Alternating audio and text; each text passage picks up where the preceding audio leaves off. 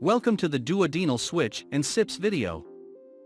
The duodenal switch procedure, or DS for short, was first done in the 1980s with an open surgical technique.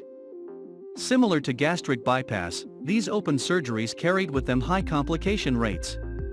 Within the last decade, however, these operations have been done with a minimally invasive laparoscopic technique, which greatly reduced complication rates and reduced recovery time significantly. Within the last few years, modifications have been made to the duodenal switch, most notably being the SIPS procedure, which reduces the number of small intestine connections that need to be made. This has reduced risk even further. Before we get on to talking about the SIPS and duodenal switch, let's quickly recap once again how surgical weight loss works. There are two categories of procedures, restrictive and malabsorptive. Restrictive procedures work solely by reducing the effective size of the stomach. Both the lap band and the gastric sleeve are restrictive procedures. After one of these procedures, patients will still absorb all calories they consume, they will simply consume fewer calories because they are getting full earlier. The restrictive procedures are covered in a separate video. A malabsorptive procedure, on the other hand, incorporates not only a reduction in the stomach volume, but also involves bypassing some amount of small intestine. After a malabsorptive procedure, a patient will typically not absorb every calorie they consume, depending on the amount of small intestine getting bypassed. The duodenal switch, SIPS procedure, and gastric bypass fall into this category. The original duodenal switch can be thought of as a gastric bypass combined with a gastric sleeve, rather than a gastric pouch. Much more intestine is typically bypassed in a duodenal switch than with a gastric bypass, which can lead to even greater weight loss, but also can increase risks associated with malabsorption, such as vitamin or nutrient deficiencies. As you can see in the diagram, there are two connections that need to be made in a duodenal switch, encircled here in red. Keep this in mind as we look at the SIPS procedure in the next slide. The SIPS procedure, which stands for stomach intestinal pylorus preserving, takes away the need for one of these connections by simply pulling up a loop of small intestine and connecting the side of it to the gastric sleeve.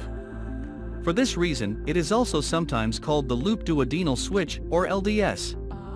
To make matters even more confusing, it can also be called the SADI procedure. Each connection that is made in a surgical weight loss procedure increases the risk a small amount, so eliminating one of these connections is beneficial, due to a slight reduction in risk over the standard duodenal switch.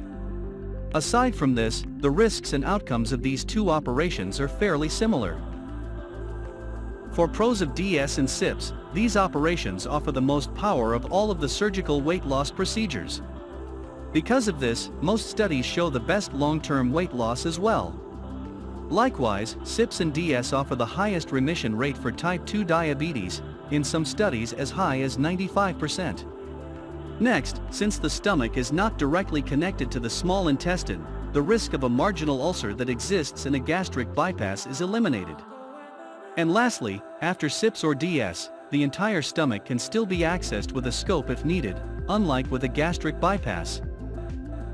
As far as downside, the complexity of this operation is similar to gastric bypass, which in turn makes it more complex than sleeve or band.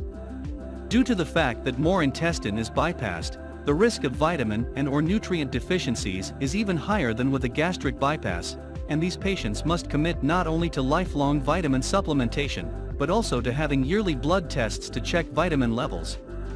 Next, similar to gastric bypass, SIPS and DS are not reversible. And lastly, specifically with the SIPS procedure, it is relatively new and not time-tested, and most insurance companies do not yet cover it. Let's take a look now at the main short-term complications seen after SIPS or DS. They look similar to those we saw in gastric bypass.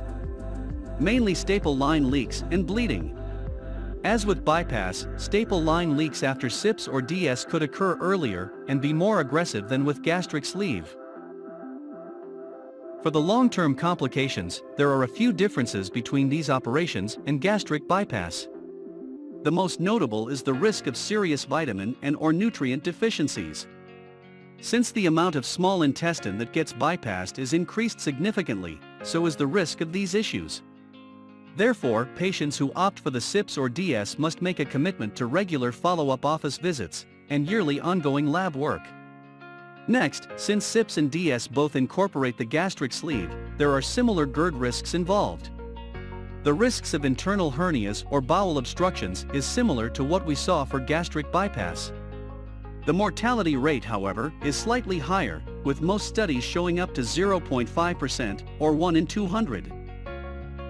It's about 2 hours. For procedure details, the operation usually takes about 2 hours to complete, with 5 to 6 small incisions across the upper abdomen. An overnight stay in the surgery center or hospital is required. After surgery, the diet progression is the same as for gastric sleeve and bypass.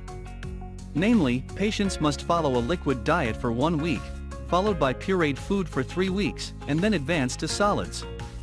Typically, monthly office visits are required in the first year after surgery, and although a live visit is always preferred, we can arrange for virtual video visits for our out-of-town patients. Several of these visits in the first year will require blood work, so arrangements will need to be made for virtual visits, so that you can have your labs done locally. 2 visits are typically required in the second year, and ongoing yearly visits required thereafter. With regard to time off work, most patients with a non-lifting job can go back in 1 to 2 weeks, while for a lifting job it's usually 3 to 4 weeks. Thank you for watching the SIPS and DS video. For more information, go to loseweightcincy.com/SIPS.